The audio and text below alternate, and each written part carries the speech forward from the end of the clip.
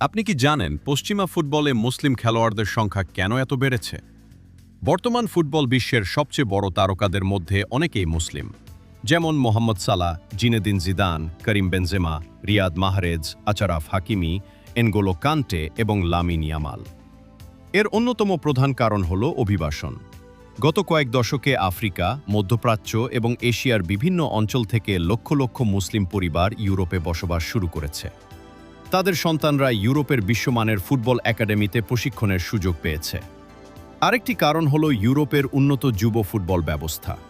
ছোটবেলা থেকেই প্রতিভাবান খেলোয়াড়দের খুঁজে বের করে দীর্ঘমেয়াদী প্রশিক্ষণ দেওয়া হয়।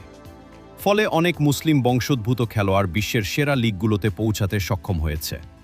এছাড়া ফুটবল এমন একটি খেলা যা বিশ্বের প্রায় সব দেশেই জনপ্রিয়। ফলে মুসলিম অধ্যুষিত অঞ্চলগুলো থেকেও বিপুল সংখ্যক প্রতিভাবান খেলোয়াড় উঠে আসছে।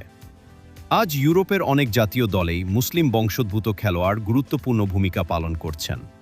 উদাহরণস্বরূপ, ফ্রান্সের ১৯৯৮ বিশ্বকাপজয়ী দলের অন্যতম তারকা ছিলেন জিনেদিন জিদান, যার পরিবার আলজেরিয়া থেকে এসেছিল। মজার তথ্য, মোহাম্মদ সালাহ এতটাই জনপ্রিয় যে তার প্রভাব নিয়ে করা কিছু গবেষণায় দেখা গেছে ইংল্যান্ডে তার সাফল্য মুসলিমদের সম্পর্কে ইতিবাচক ধারণা বাড়াতে ভূমিকা রেখেছে। আরেকটি চমকপ্রদ তথ্য হল, লামিন ইয়ামাল মাত্র ১৬ বছর বয়সে স্পেনের জাতীয় দলের হয়ে গোল করে ইতিহাস গড়েছিলেন এবং খুব অল্প বয়সেই বিশ্বের অন্যতম আলোচিত ফুটবলার হয়ে ওঠেন। ফুটবলের বিশ্বায়ন, অভিবাসন এবং উন্নত প্রশিক্ষণ ব্যবস্থার কারণে আজ মুসলিম বংশোদ্ভূত খেলোয়াড়রা বিশ্ব ফুটবলে আগের যে কোনো সময়ের তুলনায় বেশি প্রভাব ফেলছেন।